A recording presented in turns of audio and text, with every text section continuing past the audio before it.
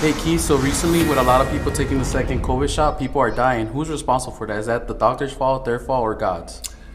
Yeah, that's true.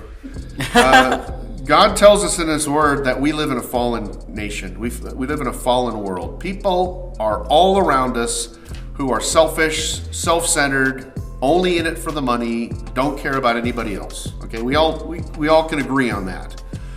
But what we don't understand is that because those people are out there, we're going to suffer. There's going to be things in your life that you will have to go through that you didn't bring upon yourself, but somebody else did because they wanted the money or they didn't care about you. So once you understand that no one else really cares about you except for God, it will make things a little easier to process. If you take the shot because God told you it was okay or that He wanted you to take it, can God protect you? Yes. Yes, He can protect you. Now, it's not the mark of the beast, so you need to get that out of your head. It's not some kind of an allegiance to the beast system that's coming, but it is definitely training. They want everybody to get the shot, whether it's needed or not. They're suggesting that little kids get the shot, even though there is no evidence to suggest that even little kids are in danger of in any way, shape, or form. But it's all about the money. They are going to make billions of dollars on all of these shots going forward because it's being trained now with the government money. But after the government stops paying for it, then you're going to have to pay for it, or your insurance company is going to have to pay for it, and you're going to have to get it every single year, maybe even twice a year. So it's about that future revenue that they are going to receive if they can get everybody trained to do it.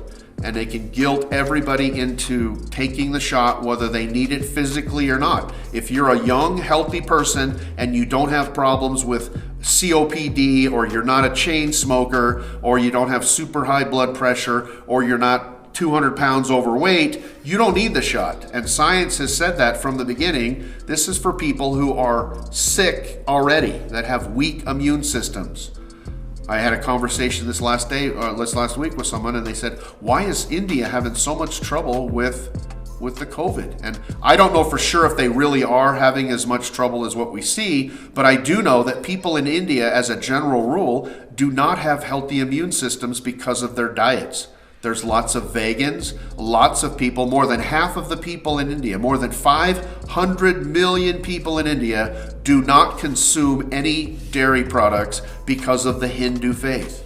They're not drinking milk. They're not getting vitamin D. They don't have magnesium and zinc and all the things that your body needs for a healthy immune system. So if COVID makes it into a place where they're all malnourished and they don't eat the right type of food, they're going to get wiped out. And that feeds into the conspiracy theory that the COVID was weaponized to get rid of people who are weak already. Get rid of the old and the feeble and those with lots of medical conditions, because the conspiracy theorists are just, they're trying to reduce the population of the world and this is just their evil plan to do it. And it might be.